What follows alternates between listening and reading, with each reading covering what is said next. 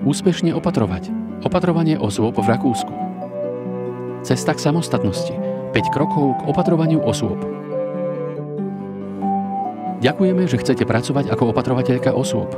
Táto dôležitá činnosť si vyžaduje sociálnu kompetenciu, empatickú schopnosť a časovú flexibilitu na vysokej úrovni,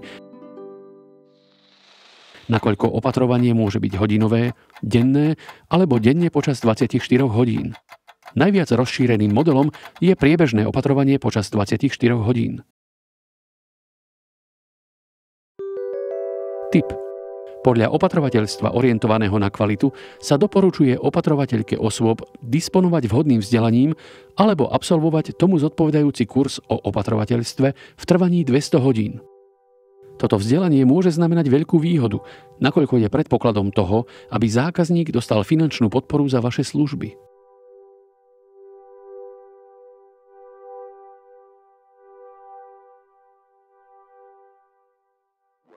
Opatrovatelia osôb môžu pracovať ako živnostníci alebo ako zamestnanci. V praxi sa najviac osvedčil živnostenský model. V tomto filme vám ukážeme cestu k živnosti. K tomu, aby ste mohli v Rakúsku opatrovať ako živnostník, je potrebné urobiť 5 nasledovných krokov. Prvý krok. Ohlásenie trvalého alebo prechodného pobytu v Rakúsku na vašom príslušnom obecnom alebo mestskom úrade.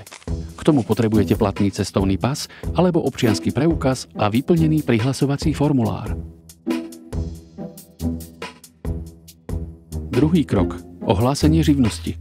Požiadavky na ohlásenie živnosti v Rakúsku sú nasledovné. Musíte dovršiť vek aspoň 18 rokov, musíte byť štátnym občanom Európskej únie alebo Európskeho hospodárskeho spoločenstva a musíte disponovať bydliskom v Rakúsku. Nemôžu existovať dôvody na vylúčenie, ako napríklad finančný trestný čin alebo súdny rozsudok. Upozornenie. Ohlásenie živnosti sa uskutočňuje v závislosti od jednotlivých krajín, buď priamo na hospodárskej komore, príslušnom magistráte alebo okresnom riaditeľstve. Urobíte najlepšie, ak sa obrátite na službu hospodárskej komory pre založenie živnosti, VKO. Tam pri prvom ohlásení živnosti dostanete aj potvrdenie podľa nového zákona o podpore, čo vám ušetrí prihlasovacie poplatky.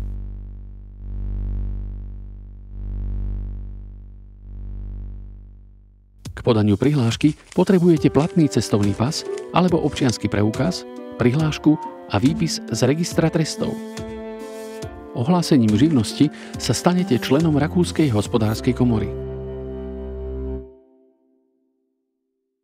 Tretím krokom je prihláška sociálneho poistenia, SVA.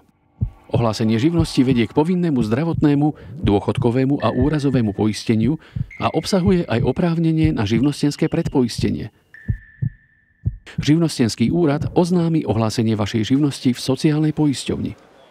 Ako živnostník ste povinná sa prihlásiť do 1 mesiaca na sociálne poistenie.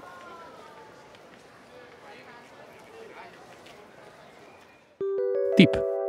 Ak na základe vašich plánov nebudete vykonávať svoju živnosť počas dlhšej doby, potom musíte nahlásiť prerušenie výkonu vašej živnosti na živnostenskom úrade. Ak už neplánujete vykonávať naďalej svoju živnosť, alebo už nedisponujete prevádzkou v Rakúsku pre výkon živnosti, potom musíte vrátiť oprávnenie pre vykonávanie živnosti. Štvrtý krok. Okrem toho ste povinná najneskôr do 1 mesiaca oznámiť začatie vašej živnosti na rakúskom daňovom úrade v mieste vášho príslušného bydliska v Rakúsku pomocou tlačiva VERF24. Blahoželáme! Úspešne ste vykonali prvé 4 kroky k tomu, aby ste sa stali opatrovateľkou osôb. Ak si následne nájdete ešte aj zákazníka. Ako 5. krok je potrebné uzatvoriť zmluvu o opatrovateľstve. Toto je základom akéhokoľvek opatrovateľského vzťahu a musí obsahovať minimálne nasledovné: mená a adresy zmluvných strán, začiatok a koniec zmluvného vzťahu, okruh činnosti, hlavné princípy živnosti ohľadne všedného dňa a núdzových situácií, dohodu o zastupovaní, ustanovenia ohľadne ukončenia zmluvného vzťahu. Tip. V prípade živnostenskej činnosti neexistujú žiadne ustanovenia ohľadne pracovnej doby a voľného času, nakoľko opatrovateľská činnosť má prednosť. Preto vám navrhujeme, aby ste si hneď na začiatku opatrovania dohodli reguláciu pracovného a voľného času.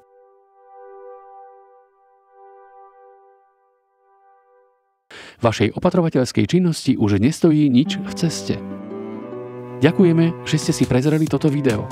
Pre ďalšie informácie k téme opatrovanie osôb v Rakúsku kliknite prosím na nasledovné linky.